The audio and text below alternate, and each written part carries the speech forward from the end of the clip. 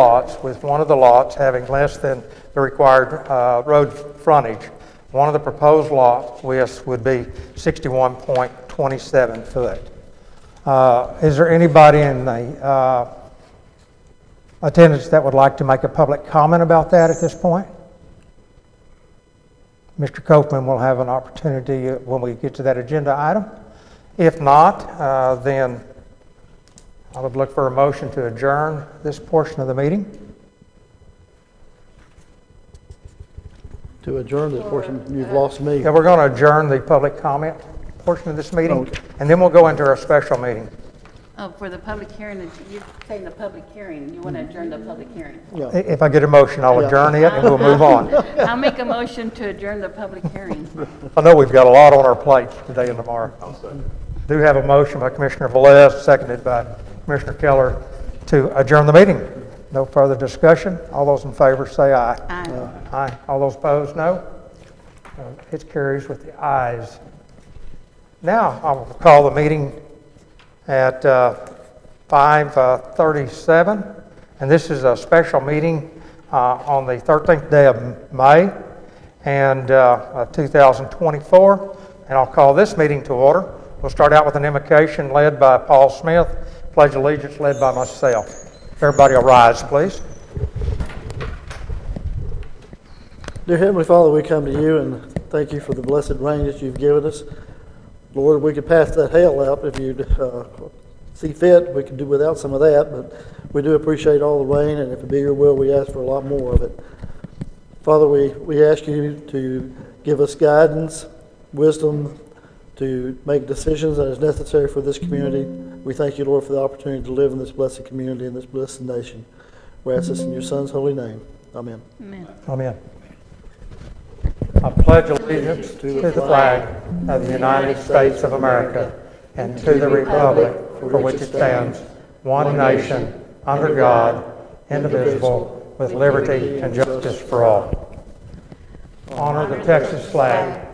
I pledge allegiance to thee, Texas, one state, under God, one and indivisible. Thank you very much. Be seated. First portion of this meeting is just general public comments. Is there anybody in the audience that'd like just to make a general public comment?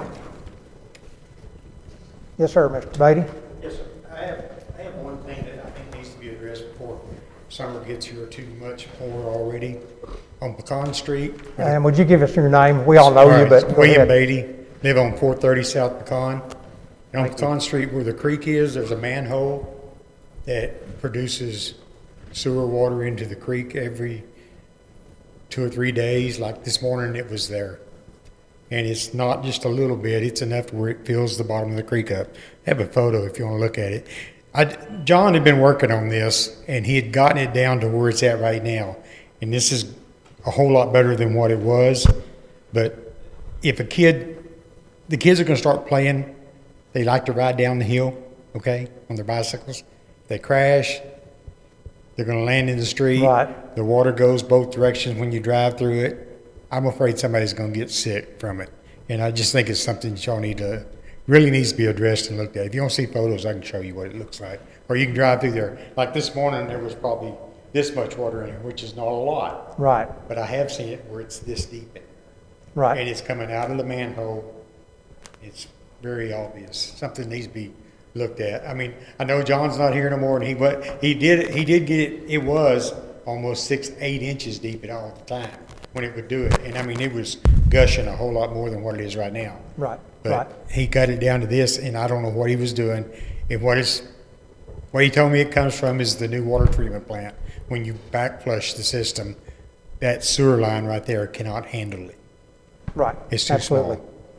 So Yes. it's just something that needs to be looked at and addressed. I am aware, and John and I talked about that. And Okay, I as didn't you're know if you- aware, we have multitude of water wastewater problems as well as water problems that we have basically inventoried, put pricing on. We have over $30 million, over $23 million in Texas Water Development Board application in for grants, and hopefully we will know something within the next 60 days. That is first on the list on the wastewater side. I just didn't know if y'all all knew about it. That's what I was Yes. after. I am, I don't know if the other commission was, but I just wanted to update you. Okay. And we know that's a priority. All right, I just, And we'll try to like I do said, I something. didn't know if y'all knew about it, I wanted you to know about it. Okay. Because he was gone, and summer's fixing to get here, like I said, and I agree. there's new kids on the block, okay? And they play in the street all the time, and that's what my concern Yes, sir. was. I agree 100%. Thanks for bringing it to our attention. Appreciate it. Mr. Beatty, can I ask you a question real quick? You don't have to get up. Since you say that the creek, after a rainstorm, when we have water entering in some of those things, This is directly dry. okay, so during a dry, so that doesn't occur, that's not a rain-generated thing. It's when we backflush that we force it up out of that manhole. The day I got pictures on here, it was probably 2 weeks dry. Is the manhole in the road? Yes, it's in the middle of the road. So we can't raise the elevation. Now, there's a house next to the creek there that You can has, see the water coming out of the manhole. If you, I mean, it's kind of hard to say. Yep. That's what I say. He's got it down to where it's minimum right now, but it is still an issue. Yeah, he's done the best he And can there with you see the picture of the creek. Yeah. I mean, it's got No. way more water than it ever should for it to be dry. Yes, there's a house on Pecan Street there next to the creek, not once, but twice, has exploded inside because of the sewer back up there. Yeah. They fixed that. Yeah, I think John had to he had to hire was it a biohazard team or something to go in there and just, because it just exploded inside that house. This is not, the manhole you're talking about is over on the street that's not there. This manhole is in the street. It's kind of hard to explain, but behind my house, there's an alley that was supposed to be a street that's never been opened. over by Miss That manhole is down. Vargas's house you're talking about. Yes. Okay. Okay, thank you very much. Thank you. Any other public comments in general? Then we move to item number 1, discussion and action. Consider variance request by Dean Copeman to allow for the replat of a lot identified on the Mason Central Appraisal District website, property ID number 1738, into 3 lots, with one of the lots having less than required road frontage. One of the proposed lot widths would be 61.27 feet. And Commission, in your package, you have the application, you have a map and the letters that were sent out. One question, Patty, is this the only letter that we got returned is from the county? No, sir, we got 2 letters returned. One was from Mike Gissel. I believe his is included in the Oh, yes, ma'am. packet. And I believe he was in favor of the request. The county returned theirs today. They needed a commission vote to approve their decision on how they chose to respond to that. And so they sent that to me this morning. Judge Harden had talked to me last week and let me know that it would be today when they would be able to get that response back to us. So that's why I included it this afternoon at your tables. And I believe I sent out 17 or 18 letters, and so we only got 2 responses back. Okay. Chad Barnett, would you like to make a presentation first, and then Mr. Copeman will let you Sure. talk to us? I mean, it's a pretty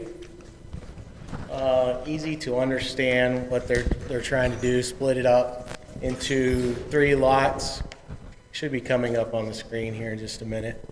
But the only issue with it is that one, the top triangular part there, it only has 61.27 roadway frontage. It needs 70, so it's about 9 feet short of what it needs to be. I don't see any problem with y'all saying that the variance is allowed, because if you go drive by that property, it's already existing in exactly that way and has been for a number of years. So it's a pretty simple deal in my opinion. So that single large lot was 1.397 acres, is that correct? Yeah, is that the total acreage for Can you bring that up just a little bit where we can see the entire plot? I know we'll cut off the top. Or make it smaller either way. Yeah, you'll have to unzoom on it some.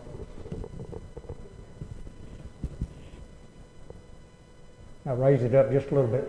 We'll cut off the top there, but we're There you okay. go.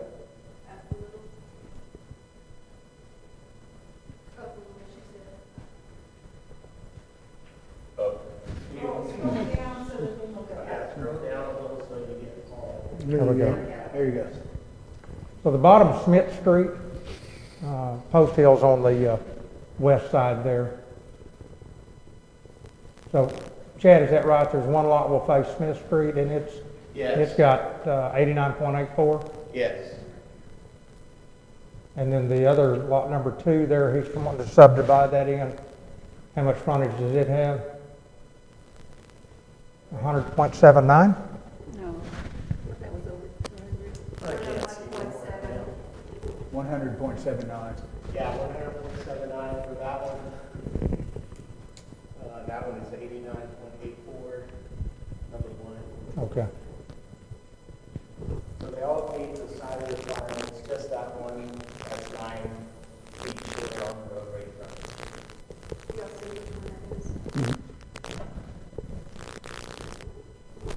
Can you reach that high?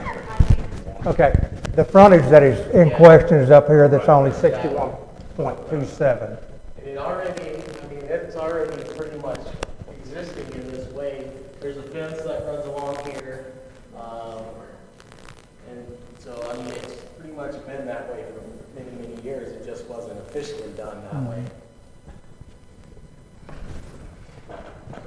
Questions for Mr. Barnett? Mr. Kaufman, would you like to make your presentation, please, and help us understand what you're trying to do? And identify yourself when you come to the mic, please. I think we all know who you are, All but right, I'm Dean Copeman. This was the Lofton property. It was Harold Reagan Schmidt's sister, if that helps anybody. And the old foundation that is in the number 3 there, kind of out, it's now removed, but that was George Garner's old house. If you guys remember George, he worked for the Langbergs, is who he worked for. I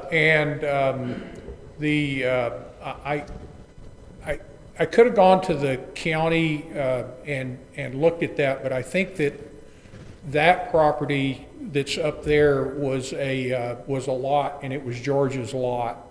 And so I could have rolled back, but I felt it would be better if I brought this before the commission, because I see this property as strategic property to the city.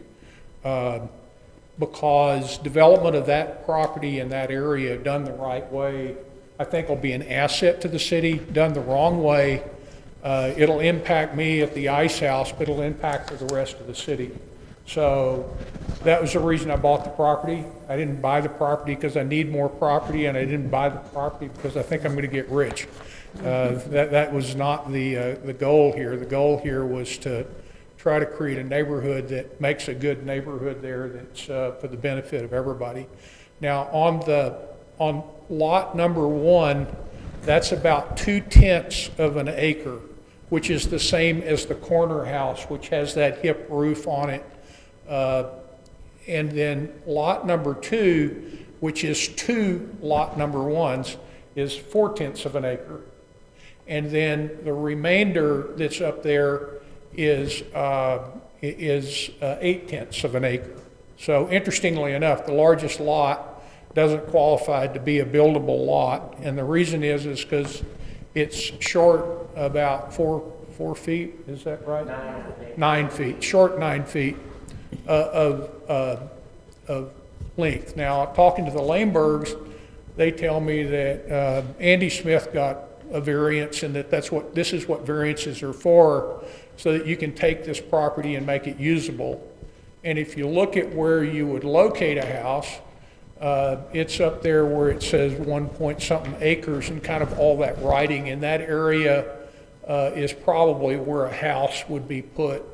And then you would put you'd put your driveway and that sort of thing. And the reason that you wouldn't put it in the back end of that lot is because we have all the city power lines and right-of-ways, and you can't build in those right-of-ways. So that would prevent somebody from building in that back larger portion. Now, I had a discussion with the city when I started to do the work to clean up the old ice house of taking that power line and taking it below ground and putting a transformer in there and feeding the houses over on the other street by taking a piece of mine, giving the city the right-of-way that they needed to be able to go in and put an underground transformer. So there's, as an engineer, and I'm a professional engineer, retired in the state of Texas, but as an engineer, with the right amount of money, we could fix those power lines in the back by putting them below ground and that sort of thing, if that ended up making sense.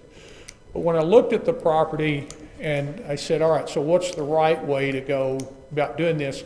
It seems to me that this is the most logical approach. And what we've done with the old house there is basically we're in the process of cleaning that house up. My son's a contractor in Kansas, so I captured him and told him he had to come work himself to death in Texas to get the house fixed. And we are either going to rent the house or we're going to sell the house. So it's not, we're not going to use the house. The ice house is a 3-bedroom, 2-bath house that we've cleaned up, and that's more property than we need for our own personal use. So I don't see us as, as needing more property there. But kind of our plan would be that we're going to clean up this Lofton house and see how that goes from selling it perspective or renting it, whichever way it turns out. And then once we get that taken care of, either rented out or sold, then we'll look at that property number one and probably, if we get this taken care of over the summer, well, then hopefully next winter we could get started on that house there. And that would be a spec home, just like this Lofton house is a spec home to us. So hopefully it'll help relieve a little bit of pressure on no new houses in Mason. And so that's kind of, I'm open to any questions anybody has or, wondering what we're doing or why we're doing it or whatever. So. Questions, Commissioner, Mr. Copeland? I'll ask you a question. Robert? We met the other night. Yes, Robert. It's a pleasure meeting you. I enjoyed it. I think this is pretty creative, and certainly real estate, open real estate, buildable real estate is not something we are, is our long suit right now, so they become. But I'm going to ask you a question because this is your exhibit, right? Well, that's what I filed, yes. Right, this is, so I bring it up because this is your exhibit, so Yes. I'm going to comment on your exhibit. Yes, sir, that's I'm correct. going to take advantage of taking to do it. Where the house is shown on the western, well, the eastern side of Post Hill, okay? Yes, In sir. the middle there. That's correct. Just to the west of that is another piece of property you own, isn't that correct? That long skinny piece that's just to the left of that It house? sticks out. Is that yours? That's too? the ice house property. Okay. Let's see if I can point it out. He's talking about where this makes a corner here. Everything, top of the map is north. That big property there, which is a couple acres, correct? Right. I'm not sure where your Yeah. pin's. Is that what you're talking about? I don't know where your pin's kind of pointing because it's not long enough. See where that point comes down together? Can you lower the map a little bit? I can't get any taller. And show that piece of property. The ice house sits on this, I think it is what, 1730 on our map? This 1.3 acres where the ice house sits currently. I That's bring correct, that isn't up- it, I bring that question up because the property that you said that you own, that actually crosses Post Hill, correct? That's You own correct. property. My question for you is, I say that because it's important for, I think, the commission to know this answer, because we're applying for grants and that piece of property, as we've discussed before in our public town hall meetings and things, we want to use that as a major connection, not just to the school, but to the Ford and so on and so forth. My question for you is, you own that piece of property, and currently that's being used, at one time was the county had used it, I think, And the county, believe me, I can't ask anybody that did this because none of them are around or remember it. But right now, isn't that property where we have Post Hill running right now is owned by you? That's correct. So we are actually operating a city street on your property. That's correct, and that's not unusual in Mason. No, I'm not saying it's not unusual in Mason, but I think it's unusual in that if there's an accident that occurs there, it's on your property. I'm well aware of that. It's just like a county road. Yeah. So if you want to understand the governance, it's on that road.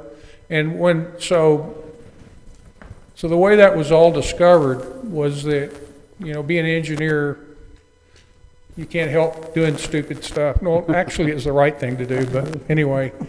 First thing I did was I went and hired a surveyor and I said, tell me where my property lines are because I don't want to deal with anything that's not my property, Right. Yeah, I got enough problems of my own. I don't need to add more to it, right? And so, so in the process of doing that survey, which was back in 2017, I think it was, I could pull up the survey and see, but that's when it was realized that piece of property basically was all part of the ice house. And then I speculated, okay, so why did they have that?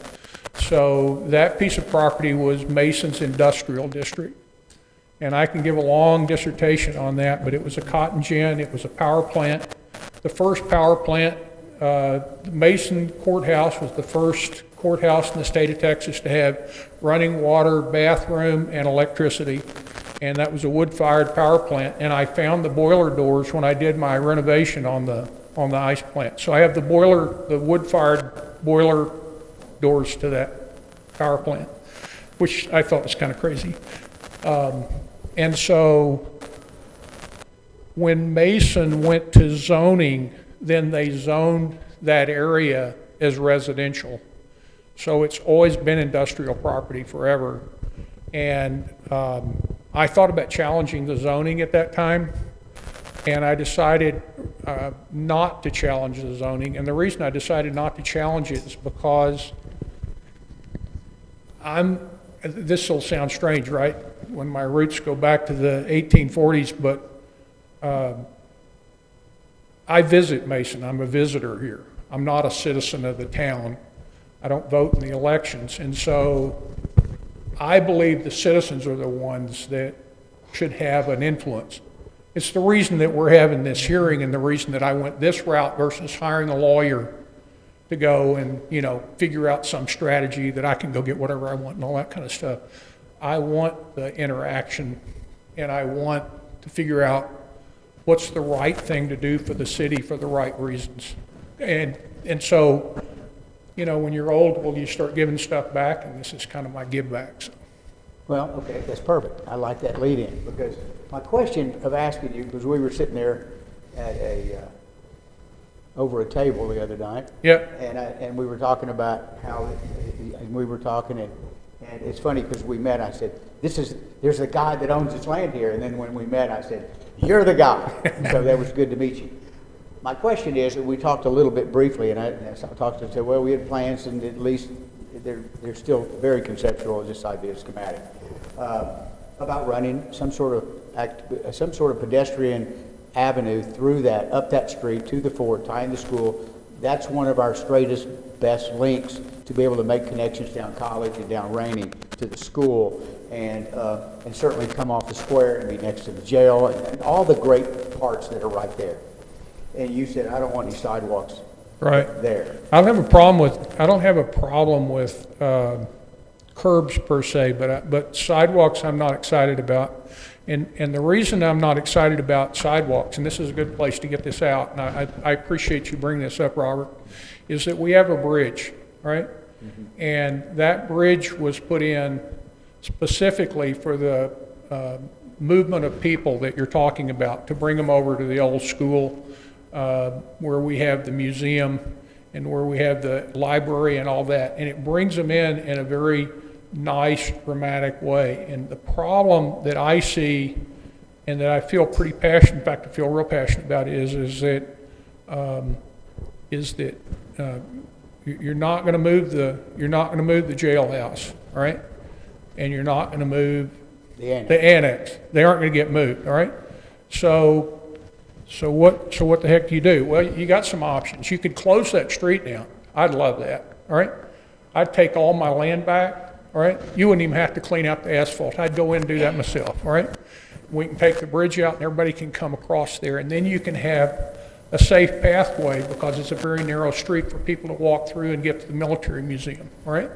So I'd be fine with that, all right? If the city decided it wanted to do that. Remember, these are not my decisions. I'm a guest.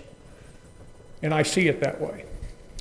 If you didn't want to do that, and if people wanted to keep that road going back and forth, and I can tell you that road doesn't get a little use, it gets a lot of use, all right? And the reason I know is because when we blocked off for the courthouse, my land is the turnaround because people don't want to go down because they can't get across. And so I became the turnaround, you know, and now I'm going to have to give up that land too because, you know, once you get people and they travel through there anyway, I won't go into all that because I'm not going to worry about it. It's not my problem. It's a much more scenic, better pathway to take that bridge and to go across instead of taking people between those two narrow buildings because that's going to end up. If you think, so I've been in public works related activity for 50 years, right? I've been in a lot of meetings like this. I've been in a lot of town meetings. And the counsel I give after working on that is you have to think and we talked about this too over the table, and you got to think in 50-year time frames. Now, why 50 years, right? Because nobody has a 50-year career. Well, except me, but most people don't have a 50-year. Or you can think in 100-year time frames, all right? So what is going to be the flow of civilians in 50 years, all right? And what you want that to look like. And you need to think of it now, and then you start taking small chips at that, all right? And so and I talked to Robert about this, and he said, you know, that's interesting. I'd really like for you to get before commission and tell them this, you know. And I said, okay, so now's my chance, Robert. In the town I live in, right, I live in the middle of Kansas City. They're all suburbs, right? And there's a stream, a whole bunch of streams into Kansas City that feed into the Missouri River. And in those bottoms, they have paths in all the bottoms.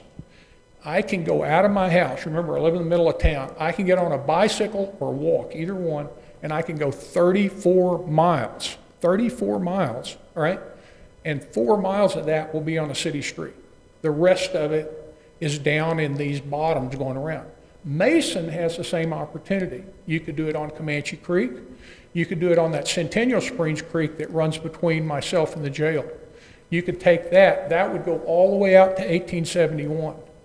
All right, then you could connect through city property and so forth and come back up, end up on Post Hill, right? You could end up coming in that way. Mr. Kaufman, I follow what you're saying there, and that'd be a great dream, and Robert's had that dream already about doing something in the future there, but I'd like to stay a little bit more on task here so we can get through this barrier. That's enough. That's enough of that. But I see that as a much better pathway and a flow of people than bringing them through that very narrow street by the military museum and then bringing them across that land and that I have across the creek. I think it'd be a better use. Anyway, Well, one of my reasons for bringing it up was to act at a commission meeting and ask you about that piece of property, which is very, very narrow. You own it. One of the biggest trees in this, maybe the county. It's big, you know. And preservation of it is not even up for discussion. It just, everything has to cater to that tree. And so I respect that. But I ask you that because you're here and I just met you, and I always knew that piece of that roadway was under separate ownership. It was not, the city does not own that street, even though we may have utilities that go up and down it. We may have a lot of things. So we're essentially we're putting utilities on private property that belong to the city. So all these kind of things are just, my question for you is, and you don't have to give me a yes or no answer, and you don't have to tell me I won't consider. You can tell me whatever you want. I mean, But would you ever consider either offering that to the city or donating it or creating some sort of easement that gives the city the right to be across that property? I don't know, I'd have to ponder Okay. what the question is, And I and I'd believe- have to look at the details in I understand. depth, right? I do too. I'm a As you detail can guy. tell, I have a huge passion for the city of Mason, right? And for the county of Mason. Well, I want it to work for you And- and I want it to work for the city, and I don't want to feel like that's a dead-end deal. And And- to answer your question and move on. And is the I'll great- add one more piece, which will be a bit of encouragement to everybody, and that is that when they were going to build the power lines to bring in the electricity from the wind farms to take it down to Houston, I donated probably $100,000 of my time to stop and kill that power line. I have a passion for this county, and I have a passion for the city of Mason, all right? So it's like Frank said one time when we talked on the phone for a long time, he said, "Oh, well, you're somebody I can probably work with." Thank you, Frank. I appreciate that. But it's, you know, it's just you have to look at things in detail and look at what they are and figure them out and dig into more detail. And I take it a separate side committee, or I don't know how you guys do that, and, you know, try to think about, I have to think through what's the right thing to do. We appreciate that. Now, the other property you own all the way to the creek, is that right? Center of the creek, what would be your north property Actually, line? Frank, no, I don't go to the creek. Okay, so you, I'm on the high side of the bank of the creek. You can look on the northeast corner, and there is a tree back there, and there's a post behind the Mason National Bank. I guess it's the Mason Bank now. And if you look at, there, by the way, if you have a magnetic thing, you can go find these. I had the property pinned so that we'd know where the corners were. If you look by the bridge, there is an old native pecan tree by that bridge that's there, all right? You'll find that pin on just the other side of that pecan tree. That pecan tree goes, it's at least as old as the oak tree. okay, And the reason that road's that dirt's all torn up on the other side, the reason is because when they were rebuilding that bridge, we had one of those huge rains, 2, 3, 4 inches of rain, and it was going to wash out all the farms and all the work that man had done. And I gave him permission, so it's my fault, let's be clear about this, it's not the city's fault, right? To make a cut there so he could take that dirt and build a dam across the road and divert the water away from his farm so that he didn't lose all of his work that he had put in. okay, And I understand that. My question is, the commission is very careful about allowing variances. We want a very specific reason for, there's only 3 or 4 specific reasons why we generally would do that, as outlined. But would there be another option that you would be able to pick up the, what's necessary, 70-foot frontage? I mean, would it be possible to, Rick, can you bring that down, please, so I can reach up there? Well, no, you go the other direction, because Is it possible that you could recreate, you're going to have to get it replotted anyway, recreate this line to where you'd be able to pick up the 70-foot frontage and not have to have a variance? someday in the future, if I wanted to, I could do that. What about taking the 8.73 feet off the one below that? Yeah, you could take it off there too. And the problem that you run into if you do that is you have a power easement, and you're going to run into, it's going to cost the city a lot of money to go in and create a new power easement to go across there. So it's not it's doable, I wouldn't recommend it. So I can get there that way. Again, I could hire a lawyer, I could come in and force the city to go down that pathway. To do that option, I don't think it would be good. I think we'd all lose, so. Well, the reason I ask that is we have people coming here on nearly every meeting looking for a variance. And we have to have a unique and unusual circumstance to be able to say that is unique. So what I think is unique about this is that it's a buildable lot. And the reason it's a buildable lot is because it's so large. It's 0.8 of an acre. And you're basically not doing, You know, you're not doing a lot to be able to go do that. And just like the city has done with others, that where they had buildable lots, you've given them permission and an easement to do that. So I know that it's a rare occasion that you do it.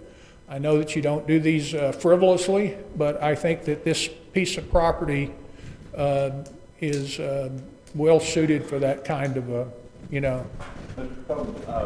Quick question, where's that power easement at? Where's the Power easement that you were talking about? water, oh, the power? Yeah. It runs on that line right there, that's it, from there all the way to the back. Bring it down a little bit more, Rhett, please. Now, these other two that go off at a triangle and go to the That's northwest, correct. northeast, these are power easements as well. That's correct.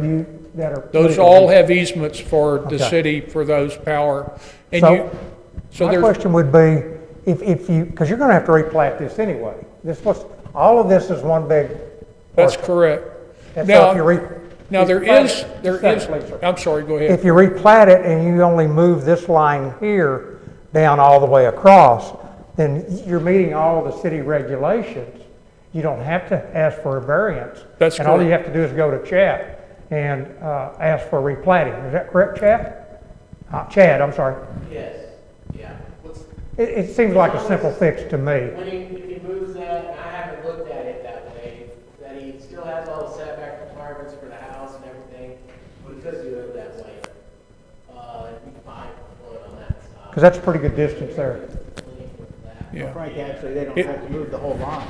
They only have to move that one pin that touches the road, move it down 8 points. So you go back 8.7 feet, all you have to do is shave 8.7 feet. True, off the east, end. west. That's all you gotta do. And hardly even a shave, but I don't know what it involves in terms of easements, but. Now, So the it's easement's good, but Frank, it will mess up. It will mess up. If I do the bottom part, like you're talking about, it'll mess up the easement. It won't be, this will be a pain for the city. It'll cause the city pain. That easement is It's the power. aerial lines, correct? Yeah, that's correct. So So it would be there anyway. Yeah, you're gonna create, and see, if you look at that pole is a real strategic pole that's at that Is that where the street light's at? southeast corner, right there, because you got a line that feeds over, and so, I can't remember this number, but I want to say half of the power for the city of Mason goes through the pole that's in the northeast corner of the Ice House property, all right? And so that, and Not so, here? no, it's not on this map. It's all the Okay. way up at the top up here. Okay. It's all the way to the, it's that line that feeds up and goes all the way up to the top. And so what I figured out dealing in the Ice House is that moving those lines, now you got the Hill Country Communications, all right? And they have an easement with the city that allows them to use all those poles. So when you start moving all that stuff around, now you're gonna have to go start dealing with Hill Country, and this is kinda like, I don't know. It's not easy to deal with them. That's the easiest way I'll put it, all right? It's not, I worked on that for about 6 to 9 months to try to figure out how to do that, when I was working on this transformer idea that I had. And finally, I said, life's too short. They wore me out, and I just said, okay, that's enough. I'm not gonna deal with it. So I don't think I really don't think it's a good idea to move that property line where that existing fence is. I don't think that it can be done, but I don't think it's gonna be beneficial to anybody. I think we'll all lose. I don't understand why the easement has to move if the property line moves. The easement has a defined, It's where, so if you look at I'm not with your electrical department, you'll have to go talk to them, all right? But they like to run all of the electrical easements down the property lines that are sold. You have to move the water meter as well. sir?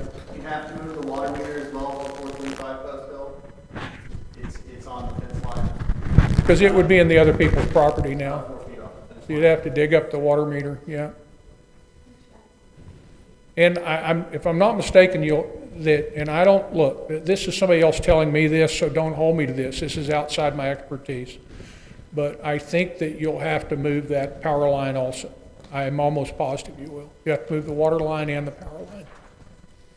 And this is all over, you know, if you look at my long-term plan, you know, what we're planning to do with that .8 is we're gonna clean it up and get it to where we can keep it mowed and it looks nice. And it's the last thing we'll build. It's not the first thing, and that's gonna happen, I don't know, 2 or 3 or 4 years from now or something. Did I hear you correctly? And sometimes I don't hear it correctly.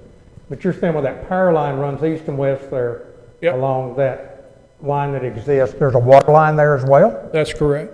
And what does it service? Water meter. It's the water meter for the house. Oh, there's just a water meter here. Is that That's what you're correct, saying? at that corner of that property. It goes across to that. That's correct. So, yeah, that would have to all be dug up and brought onto the property too. I hadn't thought about that. Is there a meter north of that line, the property line? No, there's not. So you're gonna have to put a meter in there anyway, I guess, for that new lot. Excuse me, the You'd what? probably have to need a meter in there for that new lot. then. Absolutely correct. Not even maybe you'd have to, yeah, and that's the same thing I had to do with the ice house. So it didn't have any, so it had water there forever, you know, but then we disconnected and then we had to put in a new water line when it came in and a new sewer line. And the same thing would have to happen with that lot. So those two would have to be put in when that lot's built. Any other questions for Mr. Copeland before we discuss it among? If you'll have a seat, we'll discuss it. We may call you back. And we'll see Okay. if we can work our way through this somewhat. All right, so we on the way out, You do not have to leave, no. You just have a seat there, please. No, you don't have to leave. Discussion among the commission? I don't see any problem with the variance myself. Well, I don't either. Chad and I Go ahead. discussed it earlier.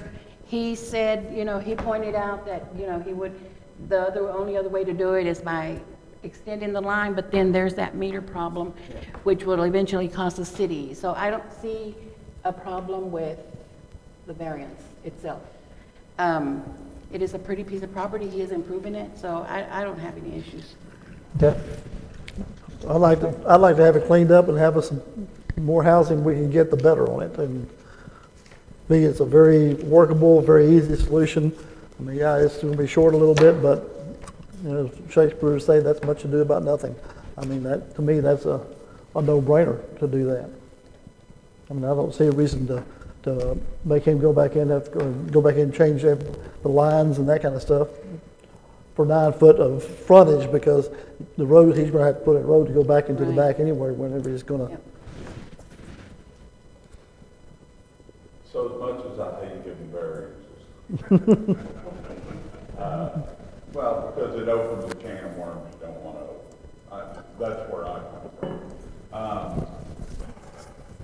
But it sounds like to me, and listening to you, that it may wind up costing the city a lot more in having to move power lines, water lines, you know, versus just granting the variance and basically, like you said, cleaning up the place, allowing, you know, a house to be built. So, you know, I'd be for it. Any other comments? Well, you know, I'm still looking for the unique and unusual circumstance, okay? And I appreciate everything you've said. I think, and I had to sell myself on it because I wasn't sold when I walked in here, you know, and I had to hear more about what you said about existing easements. I think the unique and unusual circumstance is we are looking at the narrow piece right there, okay? The narrow piece that is the whole discussion. Is like an opening to a cave. If you look behind it, that thing explodes once it gets right off the road. I think that is the unique and unusual circumstances that this huge lot came down to an opening that is just not 9 foot bigger. It's not like it's a 69-foot lot that goes all the way to the next street over. That's different. And so I think that's how I view it becoming one of the unique and unusual circumstances, just mainly, primarily because of the shape of the lot. And I do think, like, I agree with Commissioner Velez that said it saves the city money and not have to move on, so, I can. Well, When I came in too, I had problems with this, and I was trying to understand that there would be a unique problem. I really would like to have the donation of that street down Post Hill, where that would be cleaner in the future for future commissions or whatever occurs down that way. And I would like for you to give us that serious consideration, because I know you're civically minded for Mason, and you want the best interest of it. But I think it's possible that this is one of those situations that we're going to have to, I feel like that we may have to issue a variance. Further discussion? I'll entertain a motion.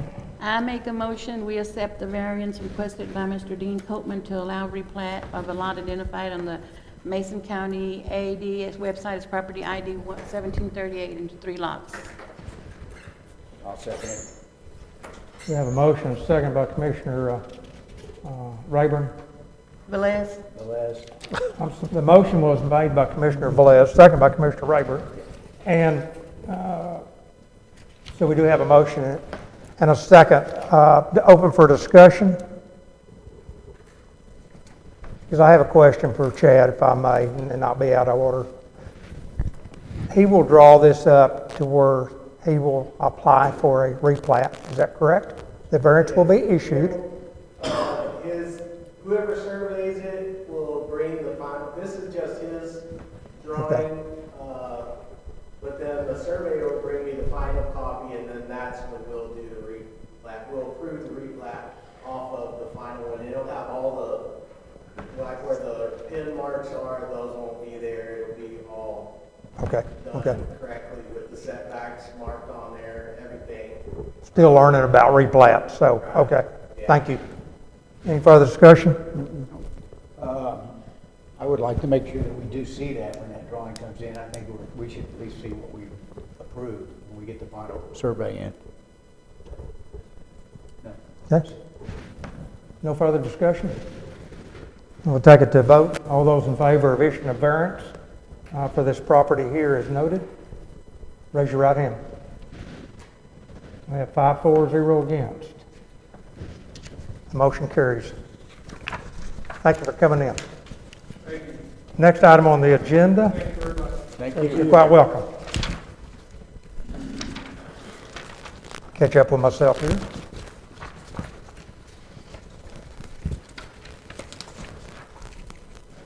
Okay, the next item on the agenda, we have an interlocal agreement regarding the City of Mason Rodeo Arena. And that agreement is between, y'all see it sitting there in front of you, it's on page 14, I believe, 13. It's an agreement that the last time it was signed was 2017. There's a minor change in the agreement from that point in time, and that is on item number 2 near the bottom of the page 13. It asks for approval to have volunteers with written permission from the road and bridge administrator, and the county judge may use county equipment to perform maintenance services on or around the rodeo arena. Prior to that, it had to be done and conducted by county employees, and so they're asking for a change in this interlocal agreement. My understanding is that's the only change that has been made there. They're trying to get an update on it. Questions, discussion? It's also showing the 17 agreement that was signed by Judge Bearden and Mayor Hinckley. Are there any legal ramifications as far as liability if you have a volunteer? There's no variation to that from the original contract as far as liability. No.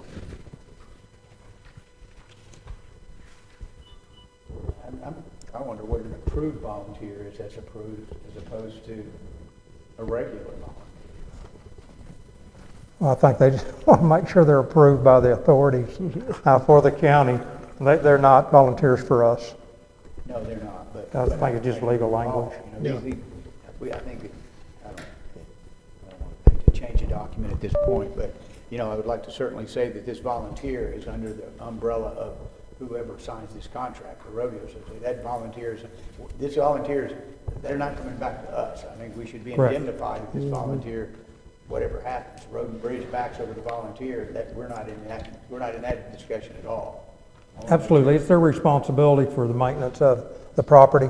So it's giving them the responsibility to select the volunteers, use their equipment, and it's got to be approved by the county judge and Road and Bridge administrator, and they're not listing anybody there because that could change in 4 years, I understand that. or 8 years, or 6 years. So I think it's pretty specific about who does that approval. We don't really have any interaction into the rodeo grounds there.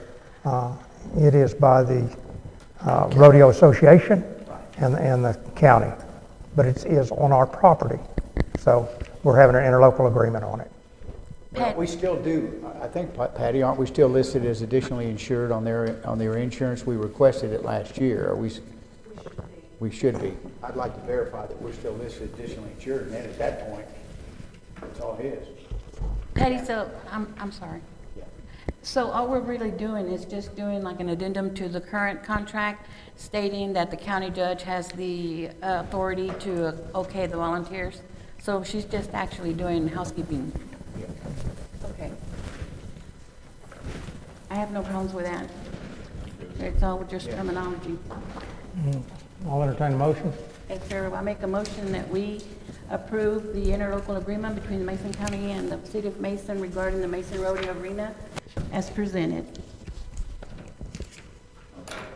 Okay, we have a motion made by Commissioner Velez, seconded by Commissioner Keller, as to approving this interlocal agreement between the Rodeo Association, the City of Mason, and the County of Mason.